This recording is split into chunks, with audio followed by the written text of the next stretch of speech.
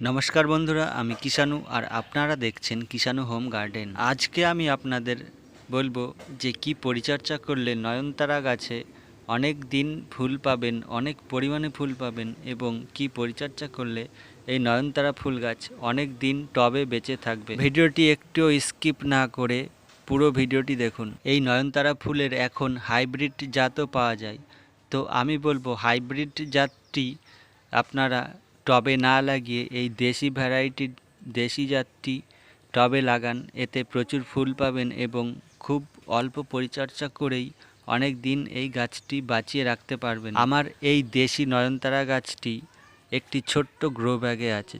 Grow ব্যাগটি হলো 7 ইঞ্চির গ্রো ব্যাগ। এই নয়নতারা গাছে প্রচুর পরিমাণে ফুল পাওয়ার জন্য এই গাছের কোনো রকম বীজ রেখে দেওয়া যাবে না।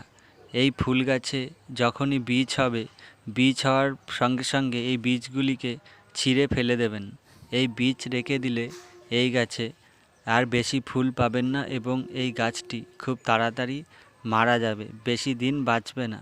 তাই বলবো এই গাছে একদমই বীজ রেখে দেবেন না। এই গাছের সমস্ত বীজগুলি ছিঁড়ে ফেলে দেবেন এবং তার সাথে সাথে এই গাছের যে হলুদ পাতাগুলি আছে, গোড়ার দিকে যে পাতাগুলো শুকিয়ে হলুদ হয়ে যায়, সেই পাতাগুলিও ছিঁড়ে ফেলে দেবেন।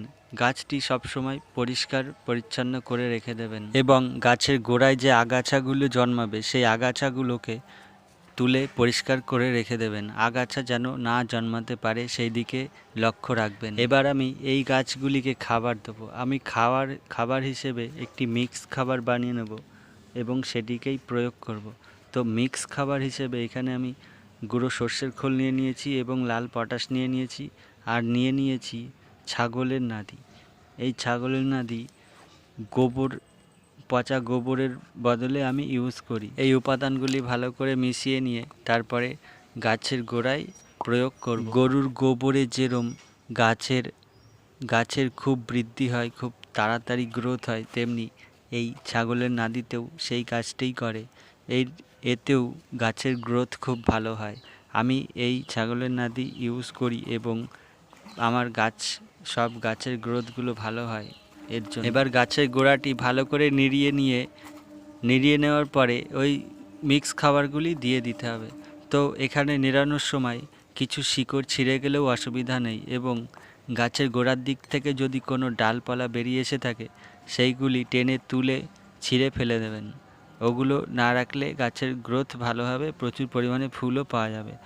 তো হালকা শিকড় ছিঁড়ে গেলেও কোনো অসুবিধা নেই। এবার 1 মুঠো করে কি 1 মুঠোর একটু বেশি করে মিক্স খাবার এই গাছগুলিতে আমি দিয়ে দেবো।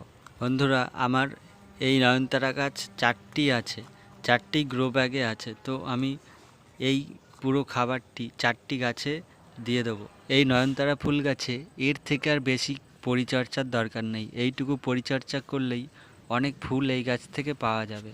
তো এই গাছে কীটনাশক দেওয়ার কোনো দরকারই নেই, কোনো কীটনাশকও লাগে না, পোকামাকড় তো লাগেই না, শুধু পিঁপড়ে হয়। তো এই গাছে পিঁপড়ে মারার জন্য টবের মাটিতে কিছু গুঁড়ো হলুদ ছিটিয়ে দিলেই এই গাছে পিঁপড়ের উৎপাত কমে যাবে, পিঁপড়ে আর আসবে না। তাছাড়া আর কোনো পোকামাকড়ের আক্রমণ হয় না। এর থেকেও যদি আরও বেশি ফুল পেতে চান তাহলে মাসে একবার করে NPK 19-19-19 স্প্রে করে দিতে পারেন।